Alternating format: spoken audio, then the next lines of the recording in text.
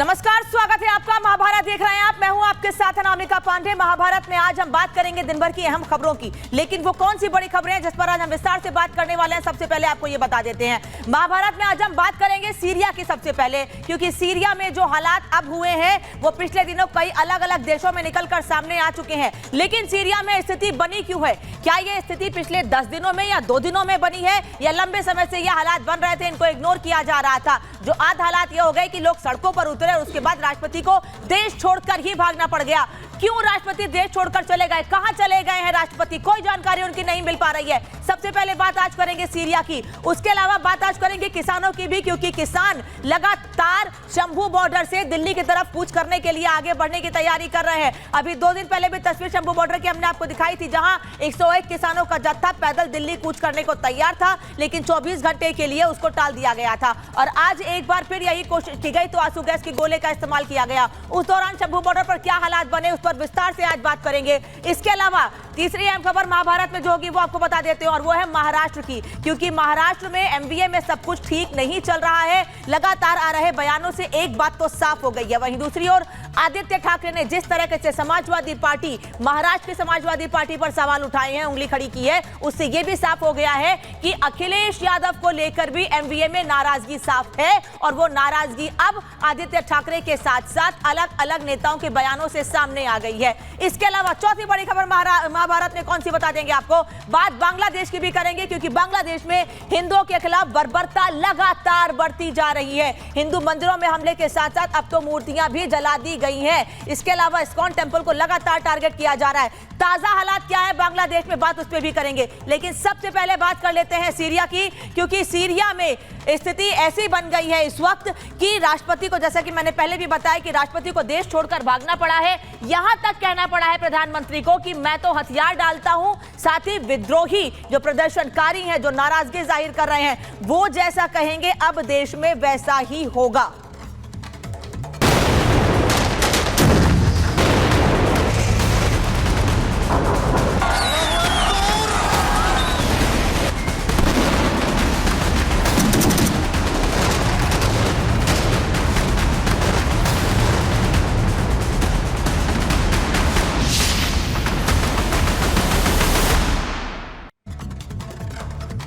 तो सीरिया में असद राज का अंत हो गया है। असद राज का अंत क्यों? क्योंकि राष्ट्रपति देश छोड़ के भाग गए हैं, प्रधानमंत्री ने हथियार डाल दिए हैं, और अब जैसा विद्रोही इशारा करेंगे देश उसी तरफ आगे बढ़ेगा। हालांकि सीरिया कोई पहला देश नहीं है, इसके पहले कई देशों में ऐसे हालात बनते रहे हैं। अब आपको हम सिलसिलेवार तरीके से बताते हैं कि वो कौन कौन से देश हैं, कौन कौन सी तारीख है जब हालात खराब हुए और वहां के मुखिया को देश छोड़कर भागना पड़ गया। बात सबसे पहले हम करेंगे श्रीलंका की, क्योंकि श्रीलंका में 8 जुलाई 2022 को फाइनेंशियल क्राइसिस के चलते लोग सड़कों पर उतरे थे और राष्ट्रपति भवन के भीतर ऐसा घुसे थे कि वहां पर तोड़फोड़ के साथ साथ वहां रखे हुए खाने पीने के सामान को भी लूटकर लोग चले गए थे लेकर। ये श्रीलंका के हालात थे और बहुत दिन नहीं हुआ है, करीब 2 से ढाई साल पहले श्रीलंका में यह स्थिति बनी थी और तस्वीर हमने आपको प्रमुखता से दिखाई थी। उसके अलावा इसी साल 5 अगस्त 2024 को बांग्लादेश में शेख हसीना को देश छोड़कर भागना पड़ा था, क्योंकि वहां पर भी कट्टरपंथी ताकतें सड़कों पर थी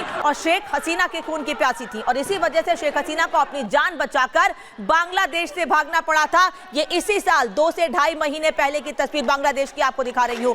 और अब एक और तस्वीर सीरिया से सामने आई है, जहां पे प्रदर्शनकारियों ने राष्ट्रपति के महल पर तो कब्जा कर ही लिया, राष्ट्रपति को देश छोड़कर तो भागना ही पड़ा, लेकिन साथ ही साथ 50-60 साल से जिस तानाशाही को लेकर लोग नाराजगी जाहिर कर रहे थे, उसका अंत भी सीरिया में हो गया है। 7 दिसंबर की तस्वीर आपको दिखा रहे हैं, और वहां पुतले गिराए गए हैं। ये पुतले गिराए गए हैं वहां के राष्ट्रपति असद, उनके परिवार के लोगों के, जो पिछले 50-60 सालों से तानाशाही दिखा रहे थे और अपनी मनमर्जी चला रहे थे। हालांकि यह विद्रोह कोई पिछले 2 या 4 दिनों में नहीं, बल्कि कई सालों से विद्रोह था, और इस विद्रोह को जिस तरह से इग्नोर किया जा रहा था, वो धीरे धीरे पनपता गया, और ऐसा धक्का कि आज वहां सड़कों पर लोग इकट्ठे हो गए हैं, राष्ट्रपति महल तक पहुंच गए हैं, और ये नाराजगी इतनी ज्यादा बढ़ गई कि अब देश के मुखिया को ही देश छोड़कर भागना पड़ा है। लेकिन सवाल यह है कि आखिर असद गए कहां हैं? आखिर किस देश ने उनको शरण दी है और कौन से वो देश हैं जो वहां जो विद्रोही हैं उनको भड़का रहे थे और कौन से वो देश थे जो लगातार वहां की तानाशाही को सपोर्ट कर रहे थे, जिस वजह से वहां के लोगों में नाराजगी सामने आई, लोग सड़कों पर उतरे और अब हालात वहां बदल गए हैं, यानी सीरिया में तख्ता पलट हो गया है। इस रिपोर्ट में देखिए।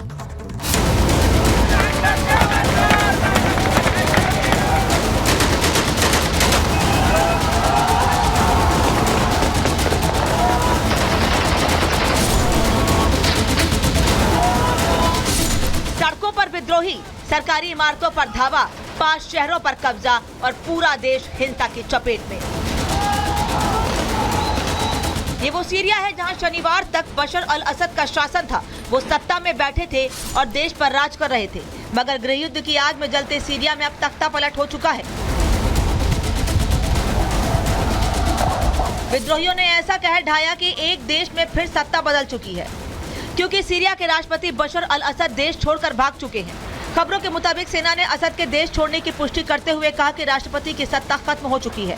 सीरिया में पिछले 11 दिनों से विद्रोही गुटों और सेना के बीच कब्जे के लिए लड़ाई चल रही थी और अब आखिरकार इस जंग में विद्रोही गुटों की जीत हुई, क्योंकि राष्ट्रपति बशर अल असद लापता हो गए, विद्रोहियों के कब्जे के बाद से फरार हैं। प्रधानमंत्री ने विद्रोहियों के आगे सरेंडर किया। राजधानी समेत 5 शहरों पर विद्रोहियों का कब्जा, सरकारी इमारतों, फाइटर जेट पर भी कब्जा। यानी वही हो रहा है जो कुछ दिन पहले बांग्लादेश में हुआ था। उससे पहले ऐसे हालात दुनिया ने श्रीलंका में भी देखे थे। तीनों देशों के हालात अलग थे, मगर अंजाम एक जैसा। असद के देश छोड़ने के बाद सीरियाई पीएम ने विद्रोहियों को सत्ता सौंपने का प्रस्ताव दिया है। पीएम मोहम्मद गाजी अल जलाली ने एक वीडियो में कहा है कि वो देश में ही रहेंगे, जिसे भी सीरिया के लोग चुनेंगे उसके साथ मिलकर काम करेंगे। सीरिया में जिस तरह का माहौल है, वहाँ हालात बेकाबू हैं। दमिश्क, अलेप्पो, हमा और होम्स शहर इस्लामी चरमपंथी ग्रुप हयात तहरीर अल शाम की गिरफ्त में है।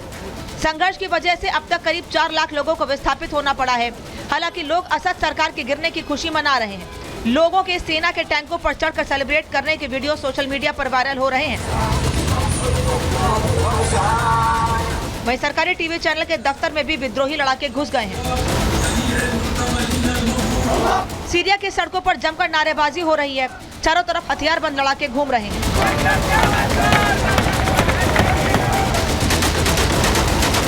इस बार काफी हद तक ओपनली जो विद्रोही थे, जो डेमोक्रेटिक विद्रोही थे, उनके साथ खड़ा था यूएसए ओपनली। पहली बार ऐसा हुआ है कि जहां यूएस के भी जहाज जाकर सीरिया में अटैक कर रहे थे। साथ ही साथ जिस तरह की सपोर्ट ऑन ग्राउंड जो डीप स्टेट के तौर पर दी जाती है, उसने कोशिश करी और वीक कर दिया असद सरकार को इंटरनली, उसके अपने लोगों द्वारा। सो ओवरऑल अगर देखा जाए तो यस, यूएसए की इन्वॉल्वमेंट के बिना मुझे नहीं लगता कि सीरिया की गवर्नमेंट ऐसे गिर जाती और उनके प्रेसिडेंट को जाना पड़ता। सोचिए, चंद घंटों के अंदर जैसे एक देश पूरी तरह बदल गया है, जिसका सबसे बड़ा उदाहरण है कि वहाँ का झंडा जो पहले कुछ ऐसा दिखता था, जिसमें ऊपर लाल रंग था, बीच में सफेद में 2 स्टार और नीचे काला रंग, लेकिन अब इसे बदल दिया गया है, जिसमें लाल रंग की जगह हरा रंग आ गया है और 2 नहीं 3 स्टार बीच में लगे हैं। जाहिर है सत्ता पूरी तरह बदल गई है। 50 साल का असद परिवार की सियासी विरासत भी खत्म हो गई है। सीरिया के बिगड़ते हालात को देखते हुए भारतीय विदेश मंत्रालय ने कल ही ट्रैवल एडवाइजरी जारी कर दी थी।